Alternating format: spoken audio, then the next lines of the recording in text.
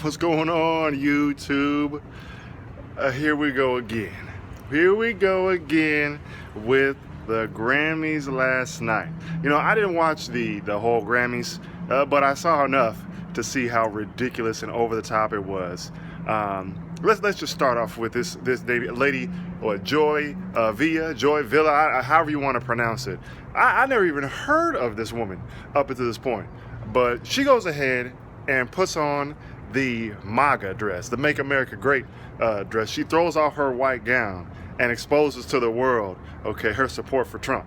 And not surprised by the response, you know, Twitter went ablaze. You know, the internet got wrecked by her display. You know, people asking, hoping that she dies, hoping that her career gets ended, that she's trash, that she's garbage. And it's just, the SJWs and, you know, the liberal left going insane. I love it, okay? And it's not the fact that, you know, that she's supporting Trump. It's just the fact that no free speech. Like, nobody cares about free speech, you know, freedom of expression, except if you have that freedom of expression that agrees with what they agree with, okay? And it's hilarious. So it's just like, and now her album sales going off the charts. I'm not even mad at you, okay? I'm really not even mad at you. I know that's what she's doing. She's trying to sell albums and trying to sell some records, you know, and her albums are up. I think it was up like over like 1,000,000% increase in sales, you know? So I see what she's doing. She's being strategic, you know? Now, whatever side you're on is what side you're on. But, you know, the whole wishing the death on somebody and messing around with her on Wikipedia and stuff like that, y'all need to stop that. And moving on, Adele, you need new black friends, okay? Adele's up there going full SJW, talking about Beyonce and the fact that she shouldn't have won that award. No, they wanted you to win that award. Okay, they wanted you to win that award, but I guess white supremacy wanted Adele to win the album of the year. It was white supremacy that called it. Maybe it was Putin. I don't know. You tell me. And so she can't accept it. I'm so, you know, I'm humbled that I can't accept this because Beyonce deserves it. And talking about Beyonce is the light. She is the light.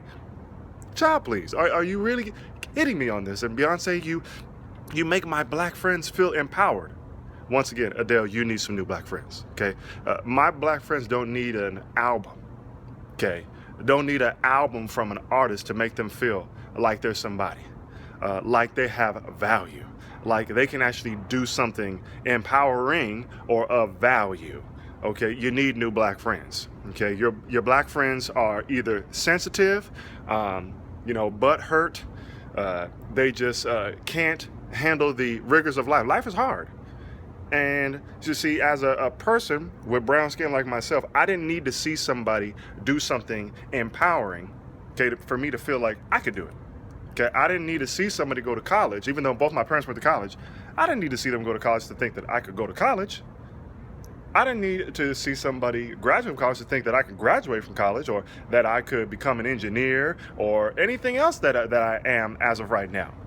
You know, it's that white guilt. To me, white guilt is just as bad as white racism. And white condescension is just as bad as white racism. And it's to say that, you know, and I know Adele, I'm not saying Adele's racist because I do not believe that. Of course, she's obviously not a racist in my book. But I do believe when you cater to that full SJW white guilt stuff, what you're doing is you're patting black people on their head and making them treating them like they're children to whom the truth cannot be told. You know, you empower my black friends. Adele, why can't you empower them? Why can't you do it? Because you're white? Is that it? Because you're white, you can't empower black people? My goodness. So what have we come to as a people, as a country, where a white person doesn't feel that they have the power to encourage and uplift a person that doesn't look like them, especially somebody that's black? That to me is incredible. Really, this is where we have fallen. I can't, and then moving on, and I'm gonna let you go. Moving on with Tribe Called Quest, Busta Rhymes. Now I loved 90s hip hop. It was different than we see today. You know, it wasn't as extremely vulgar, outside of course gangster rap and stuff like that. But I'm just talking about like Tribe Called Quest and other kind of like, you know, more like just like party songs, but party in a way where it wasn't with such extreme vulgarity. And Tribe Called Quest was one of those kind of groups. And Tribe Called Quest, Q-Tip's up there, you know, Ali, Shaheed Muhammad, he's up there doing his thing. You know, and they got the song going on, and of course they bust through the wall. Busta Rhymes comes out talking about Agent Orange, you know, just being petty, like that, just petty. I feel the same way if it was a Country Music Awards and Toby Keith came out there saying, you know, President O'Blunder, President O'Bozo. You know, I feel the same way about it. It's just petty. Like, why are you even bothering doing that? And then they bust through the wall, and they got the girl with the, you know, with the Muslim garb over her head, making sure that she looks clearly, you know, Muslim. The funny thing is, though, they're doing their performance, and they got the Muslim girl standing behind them. Okay, if it's really about making a political response, why don't you put her in front? Why don't you put her in clear view so everybody can see her, instead of putting her 10 feet behind you guys, so she's not really in the focal point of the camera. And then even farther behind her was a big old group. It was hard because sometimes you couldn't even tell they were there. There was like a group of like 30 people where they broke through that wall part that looked like, of course, they were like Latinos, Mexicans, Guatemalans, you know, you fill in the gap.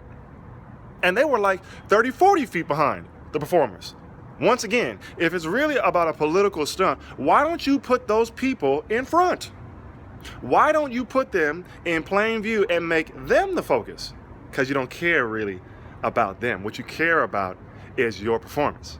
And you getting on the camera, and you virtue signaling, and you letting everybody know that, you know, hey, I'm the virtuous one, and I'm right, and I stand with the people. No, if you really stood with those people, you'd put them in front.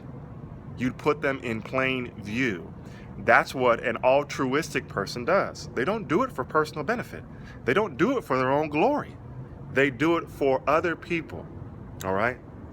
And that's why I had a problem with that performance. But altogether, the Grammys to me, like I said, I didn't watch it. I just watched many of these selected clips that are obviously just, you know, liberal, dripping with liberal whack juice.